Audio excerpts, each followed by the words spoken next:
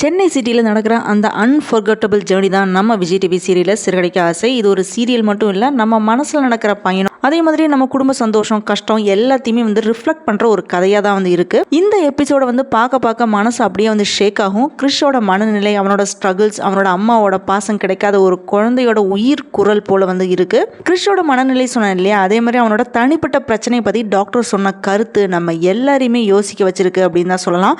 வாங்க என்னாச்சு அப்படின்றத நம்ம டீட்டெயில்டாக பார்க்கலாம். எபிசோடு ஸ்டார்ட் ஆகிறது ஸ்ருதியோட கதையில தான். ஸ்ருதி அவளோட ஃபியூச்சரை பற்றி யோசிச்சுட்டு இருக்கா. அவளோட வாழ்க்கையில் ஒரு நியூ பிகினிங்காக ஒரு புது ஷாப் ஒன்று ஓப்பன் பண்ணுவோம் அப்படின்னு டிசைட் பண்ணுறா. ஸ்ருதி கோயிலுக்கு போயிட்டு கடவுள்கிட்ட சொல்லி ப்ரே பண்ணிட்டு இந்த தடவை லைஃப்பில் ஒரு புது ஆரம்பம் நடக்கணும் அப்படின்னு அழுதுட்டு ஹார்ட்டில் ப்ரே பண்ணுறா. ஸோ அதுக்கு சீஃப் கெஸ்ட்டாக ஒரு நடிகையை கூப்பிடலாம் அப்படின்னு ட்ரை பண்ணும்போது தான் அதுக்கு செலவு அதிகமாக இருக்குமே அப்படின்னு ஸ்ருதிக்கு தோணுது. இதை பற்றி முத்துக்கிட்ட போய் சொல்கிறா. ஸோ நான் ஒரு கடை ஓப்பன் பண்ண போகிறேன், சீஃப் கெஸ்ட்டாக ஒரு ஹீரோயினை கூப்பிடலாம் அப்படின்னு நினச்சேன் அப்படின்னு சொல்கிறா. அப்போ முத்து சிரிச்சுட்டு என்ன ஐடியா கொடுக்குறான்னா, நீயே டென்ஷன் ஆகிட்டு இருக்க, அப்பா வச்சு கடை ஓப்பன் பண்ணிட்டு அவர் கைராசியர் மாதிரி தானே, இது வரைக்கும் அவர் திறந்து வச்ச கடை எல்லாமே நல்லா தானே போயிட்டு இருக்கு அப்படின்னு சொல்றான். அந்த சமயத்துல தான் அண்ணாமலை இன்டர்ஃபியர் பண்ணி அவரோட அட்வைஸ் சொல்றாரு. ஸ்ருதி, நீ எல்லாமே பிக் ஓப்பனிங் அப்படின்னு எதுவுமே யோசிக்க வேண்டாம், மக்களுக்கு அஃபோர்டபுள் பிரைஸ்ல ஃபுட்டு கொடு, ஸோ எல்லாருமே ஆட்டோமேட்டிக்கலா வருவாங்க அப்படின்னு சொல்றாரு. அமௌண்ட் அதிகமா பண்ண வேண்டாம் அப்படின்னு சொல்றாரு. ஸ்ருதி கொஞ்சம் எமோஷனலா ஃபீல் பண்றா. அவளுக்கு ரெண்டு பக்கம் இருந்து அட்வைஸ் வந்திருக்கு. ஒரு பக்கம் அப்பா கிட்ட சப்போர்ட் வாங்கி செய்ய அப்படின்னு முத்து சொல்றான், இன்னொரு பக்கம் சிம்பிளா ஸ்டார்ட் பண்ணு அப்படின்னு அண்ணாமலை சொல்றாரு. ரவிக்கு துணியா இரு அப்படின்னு ஸ்ருதிக்கு அட்வைஸ் சொல்லிட்டு எல்லாருமே போயிடுறாங்க.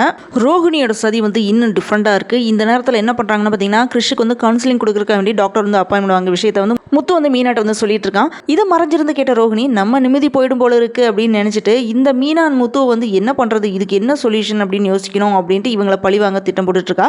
கிறிஷோட லைஃப்ல எகெயின் ஒரு புயல் ஒன்று வருது. கிறிஷ் படிக்கிற ஸ்கூலுக்கு போலீஸ்காரங்க போறாங்க. கிறிஷ் ஒரு ஸ்டூடெண்ட் பெண்ணை யூஸ் பண்ணி குத்திருக்கான், அதே மாதிரி பூந்தொட்டியில் அடிக்க ட்ரை பண்ணியிருக்கான் அப்படின்னு கம்ப்ளைண்ட் வந்திருக்கு. அந்த பையனோட அப்பா ஒரு பெரிய ஆஃபீஸர், அதனால என்கொயரிக்கு வந்திருக்கும் அப்படின்னு போலீஸ் சொல்றாங்க. ஃபியூ மினிட்ஸ்ல கிறிஷோட நல்ல ஒரு இமேஜை எடுத்துட்டு கொடுக்குறாங்க. அதை பார்த்து ஒரு இன்னசென்ட் பாய் மாதிரி இருக்குது அப்படின்னு சொல்றாங்க. ஸோ மீனா முத்து ஷாக் ஆயிட்டு போலீஸ் ஸ்டேஷனுக்கு வராங்க. அப்போ ரோஹிணி கிட்ட மகேஸ்வரி பேசிட்டு இருக்கா.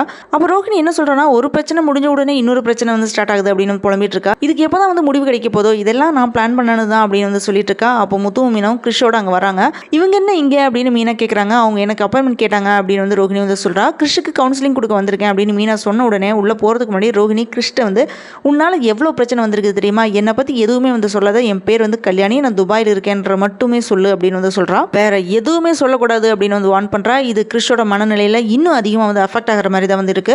கவுன்சிலிங் சீன்ல தான் கிளைமேக்ஸே வருது. டாக்டர் கிறிஷை பார்த்து பேசுறாரு. கொஞ்சம் பேசி அனலைஸ் பண்ணிட்டு மீனா கிட்ட ஒரு அன்ஃபர்கட்டபிள் டயலாக் மாதிரி ஒன்று சொல்றாரு. என்னன்னு பாத்தீங்கன்னா, கிறிஷோட ப்ராப்ளம்க்கு ரூட் காஸே அவனோட அம்மா தான். அம்மாவோட பாசம் இல்லாம அவன் எம்டியா போயிட்டான். ஆனா சொல்யூஷனும் அவனோட அம்மா தான் அப்படின்னு சொல்றாங்க. அம்மாவோட அரவணைப்பு இல்லாதனால தான் அவன் இப்படி இருக்கான். பாசம் கொடுக்கறதுக்கு அம்மா இருந்தா இவனோட உயிர் மறுபடியும் ஒரு புதிய இலை மாதிரி பிடிச்சி வளரும் அப்படின்னு சொல்றாரு. அவனோட அம்மாவை அவன் கூட இருக்க சொல்லுங்க அப்படின்னு டாக்டர் சொல்றாரு. இதை கேட்ட உடனே மீனாக்கு ஒரே அழுகியா வருது.